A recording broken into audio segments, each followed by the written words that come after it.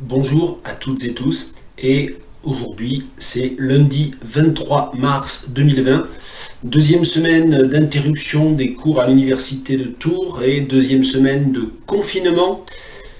Au passage, comment dit-on confinement en anglais? On dit lockdown. C'est aussi, bien sûr, au départ un verbe. Ça c'est juste une petite parenthèse.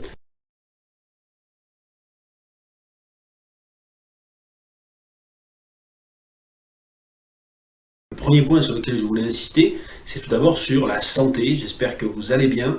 J'espère que où que vous soyez retourné dans vos pays respectifs ou que vous soyez encore à Tours, eh bien vous vivez pas trop mal, vous supportez pas trop mal ce confinement et cette incertitude sur la durée, sur le temps que tout ça va prendre. N'hésitez pas à rentrer en contact avec nous. Donc voilà, surtout donnez de vos nouvelles et essayez de bien vous porter. J'espère que tout va bien se passer. Deuxième point, pour annoncer que bientôt, hormis ces vidéos hebdomadaires, tous les lundis on se retrouve en vidéo, je corrige vos devoirs au cours du week-end, le lundi matin, je continue un petit peu après, au cours de la semaine, à regarder les travaux de ceux que je n'aurai pas encore corrigés.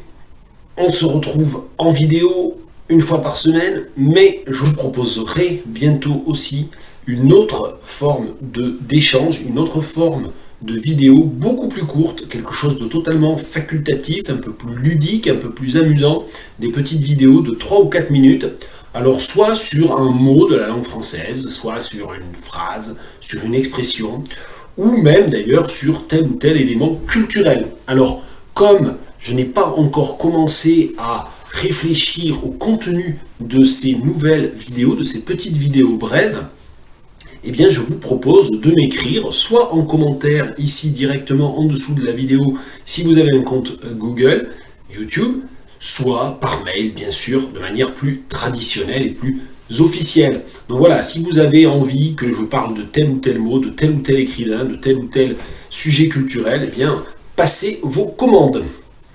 On en vient au cours tout de même. Aujourd'hui vous aviez à traduire deux extraits d'un texte, que j'aille le rechercher, d'Abnous Chalmani. C'est un livre qui s'intitule Éloge du métèque, qui a été publié aux éditions Grasset en 2019, et j'avais choisi deux extraits, et seule une partie du texte était à traduire. Il y avait une phrase qui était très compliquée dans sa structure grammaticale, et la raison pour laquelle je l'avais laissée, c'était justement pour poser comme question au niveau C1, C2, la structure de cette phrase, quel est le verbe principal, quel est le sujet. Donc on y viendra bien sûr. Je vais tout d'abord lire le texte, comme d'habitude. Aujourd'hui, les immigrés ont encore mué. Ce sont dorénavant des migrants. La dernière grande vague migratoire des années 2010 était majoritairement syrienne, afghane et nigériane. Des réfugiés issus des zones de guerre, des zones de danger vital. En 2015, 1 million de migrants étaient aux portes de l'Europe, finalement accueillis par l'Allemagne, en partie par logique économique et en partie par logique de communication politique. Que ce million ne corresponde ni de près ni de loin à une invasion de l'Europe, 513 millions d'habitants, qu'il eût été tout à fait possible de les accueillir en toute sécurité, de les intégrer sur le territoire européen, d'être rationnel face à un phénomène humain qui a toujours existé et qui s'amplifiera avec les migrations climatiques à venir, est une réalité contredite par le règne des émotions qui nous a vu assister au drame des migrants, aux morts en Méditerranée, à la violence raciste aux frontières de l'Est, au débat tout à fait inutile et à l'immobilisme total. Vivre ici et être né ailleurs est un signe distinctif qui vous sépare des autres. Qui est le métèque? Celui d'hier et celui d'aujourd'hui. Celui issu d'une autre cité, puis celui issu d'un autre pays, d'une autre ethnie, d'une autre couleur. Est-ce un exilé, un immigré, un juif errant? Le métèque est-il toujours solitaire? Un bourgeois peut-il être un métèque? Faut-il être né ailleurs pour être un métèque ici? Comment le métèque vit-il? Pense-t-il? Grandit-il? Le métèque est-il seulement soluble dans une définition?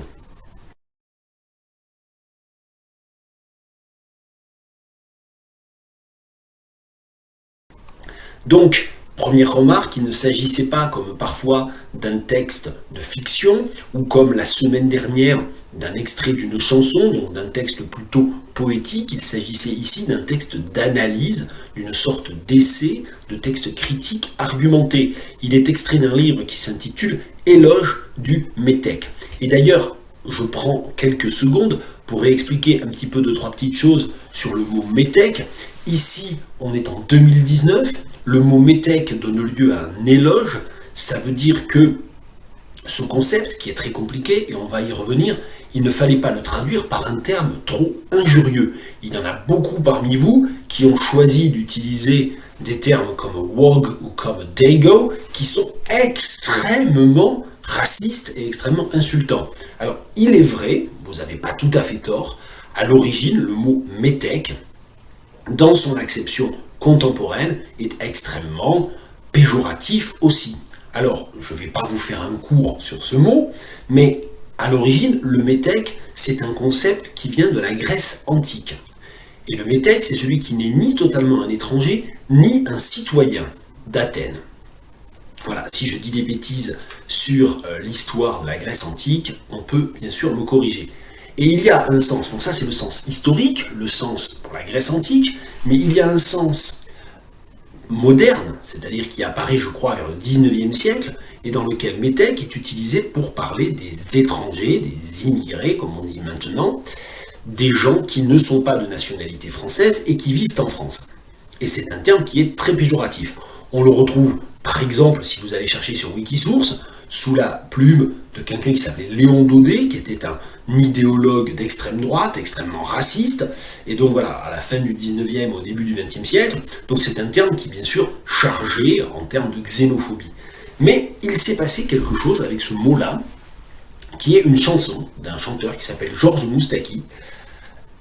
À la fin des années 60, Georges Moustaki, qui est un francophone d'origine grecque, écrit une chanson qui s'appelle Le Métèque. Et suite à cette chanson, le mot commence à avoir une valeur plus positive. C'est un mot qui n'est plus employé de manière péjorative, ou plus tellement, ou qui est souvent employé par référence à cette chanson, qui est une chanson très célèbre, très populaire. Donc, pour toutes ces raisons, métèque, c'est un mot qui, à l'origine du 19e siècle, dans son sens moderne, est un mot grossier, un mot injurieux, une insulte, mais qui aujourd'hui, en 2019, et notamment dans un livre qui s'intitule Éloge du métèque, ne peut pas être traduit de manière évidente par un terme grossier. On en vient à la question d'analyse logique, la question sur la phrase qui était surlignée en bleu dans le fichier que je vous avais demandé d'étudier et à partir duquel vous avez travaillé. Donc il y a une phrase très longue surlignée en bleu, je vais la relire. Que ce million ne corresponde ni de près ni de loin à une invasion de l'Europe, 513 millions d'habitants, qu'il eût été tout à fait possible de les accueillir en toute sécurité, de les intégrer sur le territoire européen, d'être rationnel face à un phénomène humain qui a toujours existé et qui s'amplifiera avec les migrations climatiques à venir, est une réalité contredite par le règne des émotions qui nous a vu assister au drame des migrants, aux morts en Méditerranée, à la violence raciste aux frontières de l'Est, au débat tout à fait inutile et à l'immobilisme total. Donc, ce qui se passe ici, c'est une phrase extrêmement complexe, qui a de nombreux verbes. Je vous avais demandé de trouver le sujet et le verbe principal. C'est une question qui en général est un peu facile. Là, ça n'est pas facile du tout. Pourquoi ?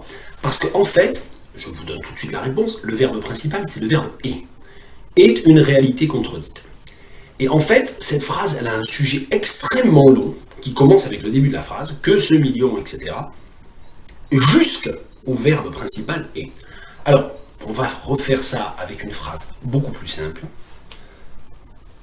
pour vous expliquer comment est structurée cette phrase. Si je dis à mon meilleur ami que tu es mon meilleur ami est une évidence, cette phrase est construite de la même manière que la phrase surlignée en bleu dans le texte d'Abnous Shalmani. J'explique. Que tu es mon meilleur ami est une évidence. On peut faire ça en français. On peut avoir une proposition subordonnée en sujet. Si je dis à mon meilleur ami que tu es mon meilleur ami est une évidence, c'est exactement la même chose que de dire c'est une évidence que tu es mon meilleur ami. Et donc, Dans le cas de la phrase « que tu es mon meilleur ami » est une évidence. Le verbe, c'est « est », bien sûr, il n'y en a qu'un seul dans cette phrase-là. Une évidence, c'est l'attribut du sujet. Et le sujet, c'est quoi? C'est la proposition subordonnée « que tu es mon meilleur ami ». Et d'ailleurs, très souvent, on trouvera un subjonctif dans ces phrases-là. « Que tu sois mon meilleur ami » est une évidence. Mais quand c'est sûr, quand c'est une évidence, on peut tout à fait avoir l'indicatif.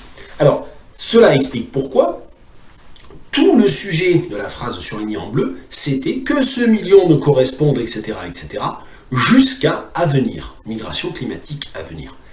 Les verbes, parce qu'il y en a plusieurs, les verbes conjugués de cette très longue partie, de ce sujet, sont au mode subjonctif, correspondent, eût été, subjonctif plus que parfait. Les verbes sont au subjonctif parce que justement, le texte dit que ça n'est pas vrai, que ça n'est pas vrai. C'est pour ça qu'on a ici du subjonctif. Donc que ce million ne corresponde ni de près ni de loin à une invasion de l'Europe, subordonné au subjonctif, premier sujet du verbe « et », qu'il eût été tout à fait possible de les accueillir, etc., deuxième subordonné, deuxième sujet, et on avait en plus une proposition relative qui a toujours existé et qui s'amplifiera, une proposition relative double, qui avait pour antécédent un phénomène humain. Donc ça veut dire que la structure de cette phrase est vraiment très compliquée. Ce qu'il y a après le verbe principal « et », eh bien c'est une structure attributive, c'est un attribut du sujet, une réalité. Qu'est-ce qui est une réalité contredite? Le fait que ce million ne corresponde à rien, etc. Voilà, j'espère que ça vous a un peu éclairé. On en vient à la traduction. Aujourd'hui, les immigrés ont encore mué. Alors muer, c'était un verbe un peu piège, parce que muer, c'est un verbe qui s'emploie pour les oiseaux qui changent de plumage, et pour les adolescents, les enfants, quand ils changent de voix. Muer, c'est quand on a la voix qui change en devenant adulte. Ici, muer, ça voulait simplement dire la même chose que muter ou changer, se transformer. Donc, il fallait traduire assez simplement, finalement, Nowadays, the immigrants have changed again. Ce sont dorénavant des migrants. From now on, they are migrants. La dernière grande vague migratoire des années 2010 était majoritairement syrienne, afghane et nigériane. Là, moi, j'accepte tout à fait des traductions un peu calquées. The last great migratory wave of the years 2010 was mainly Syrian, Afghan and Nigerian. Mais certains, parmi vous, et ont eu assez raison d'ailleurs, ont préféré étoffer en traduisant par The last wave was mainly comprised of Syrian, Afghan and Nigerian refugees. C'était une possibilité. Petite note, j'ai accepté Afghan et Afghani, mais c'est vrai qu'on emploie souvent Afghani aussi.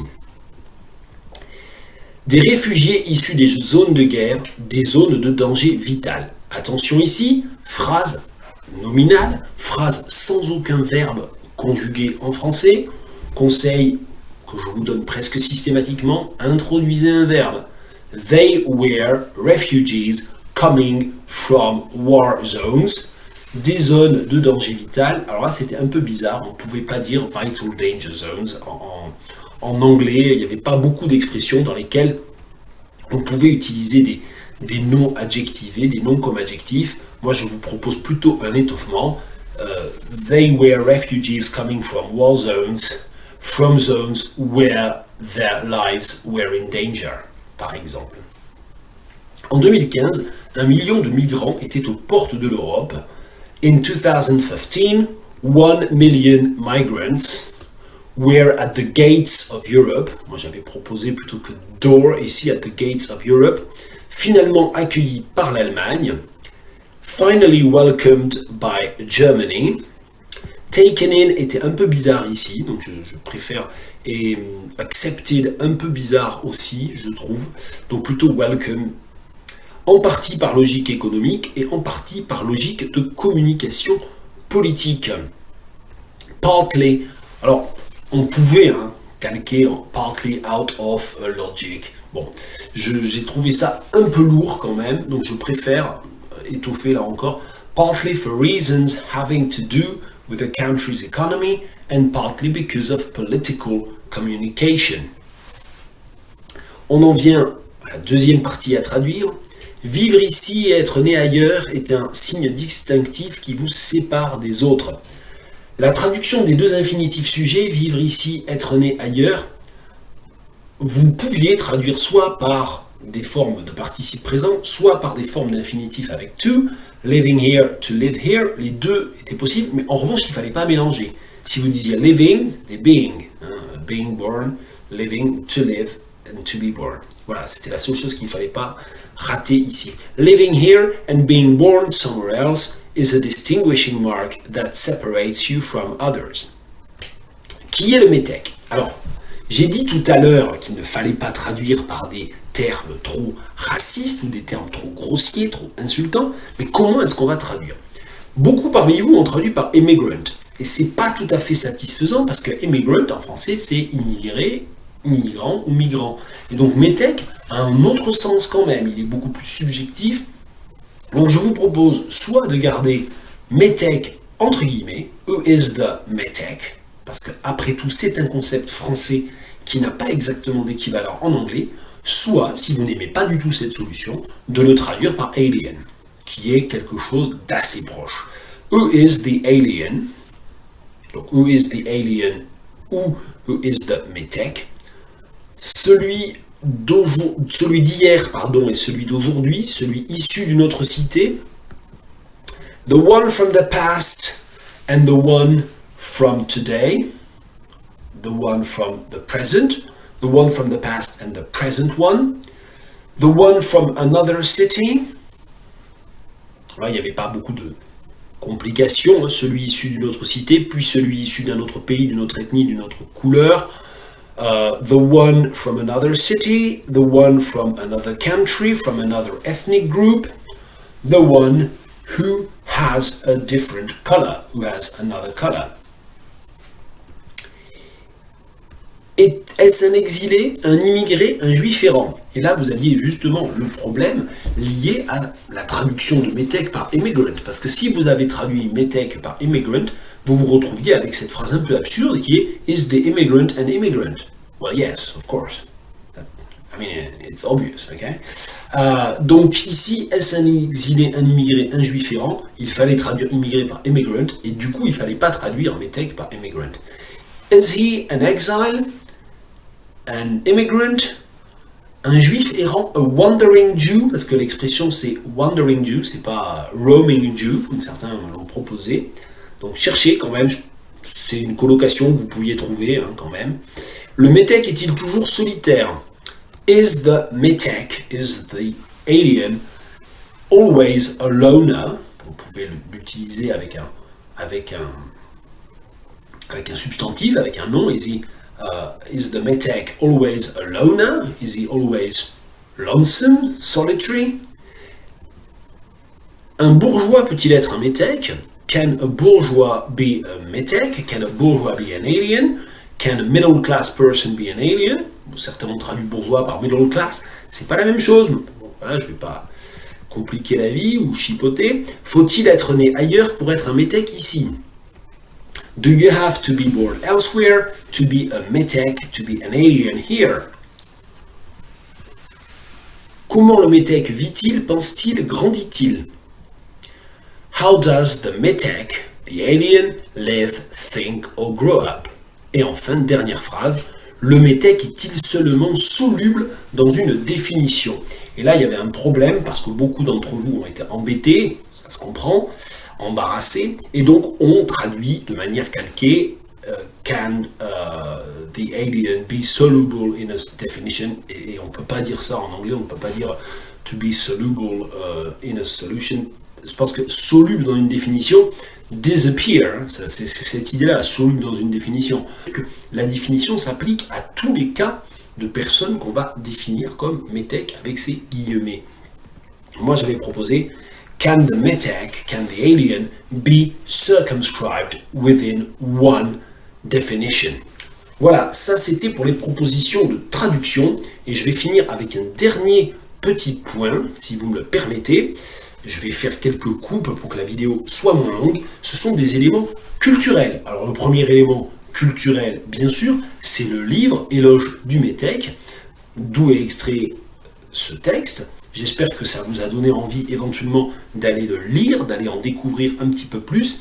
Évidemment, pour l'instant, toutes les bibliothèques et toutes les librairies sont fermées, donc vous ne pourrez pas satisfaire votre curiosité. Je signale que sur le site de l'éditeur, sur le site des éditions Grasset, vous avez les premières pages du livre. C'est d'ailleurs là que je suis allé récupérer ce texte.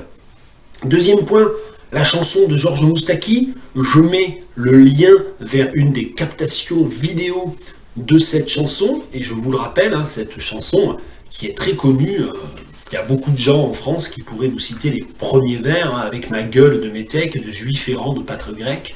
Voilà, le juif errant du texte qu'il y avait à traduire, il venait bien sûr d'une allusion à la chanson de Moustaki, avec ma gueule de métèque, de juif errant, de pâtre grec. Là j'ai un disque de Georges Moustaki, voilà, Georges Moustaki c'était lui, c'est un chanteur qui est mort il y a quelques années maintenant, et donc j'ai pas le disque du métèque dans ma discothèque, mais voilà, ça c'est un album de lui qui date de 1996, tout reste à dire, Everything remains to be said, we still need to say everything, je sais pas comment on traduirait, donc ça c'est la chanson de Georges Moustaki. Pour aller vers des choses un petit peu plus récentes, je vous recommande d'aller écouter, et là encore je le mets en dessous en lien dans la description de la vidéo, Métèque et Math.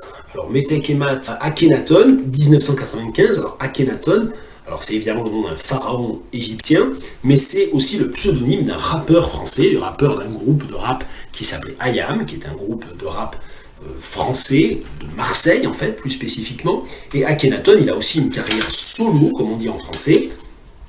Et dans cette carrière solo, il a fait un album en 1995 qui s'appelle Métèque et Math. Et Métèque et Math, c'est aussi le titre d'une des chansons de l'album, et c'est un jeu de mots sur échec et maths. Échec et maths, en français, c'est quand on joue aux échecs, quand on a gagné, on dit checkmate, en anglais, échec et maths. Et donc là, c'est un jeu de mots sur échec et métèque. Il y a pas mal de chansons vraiment connues sur cet album-là, notamment une qui s'appelle Bad Boys de Marseille, qui est vraiment très connu, qui a fait un gros tube il y a maintenant 25 ans. Je vous mets tout ça dans la description. Et puis alors là, pour le coup, beaucoup plus récent, du rap aussi, du hip-hop, Gaël Faye. Et Gaël Faye, c'est un romancier de langue française. Il a notamment obtenu plusieurs prix littéraires pour un livre il y a quelques années qui s'intitule Petit pays, dans lequel il parle du Burundi et de la guerre et du génocide rwandais. Et Gaël Faye, dans cet album qui s'intitule Rythme et botanique, il y a une chanson qui s'appelle Paris Métèque. Et là encore, je vous mets le lien vers Paris Métèque dans la description de la vidéo. Voilà, c'est fini pour aujourd'hui. C'était le cours correspondant au cours qui aurait dû avoir lieu aujourd'hui, en fait, en ce moment même, le 23 mars. On se retrouve la semaine prochaine pour de nouvelles aventures pour le cours du 30 mars. Au revoir, take care. Prenez soin de vous.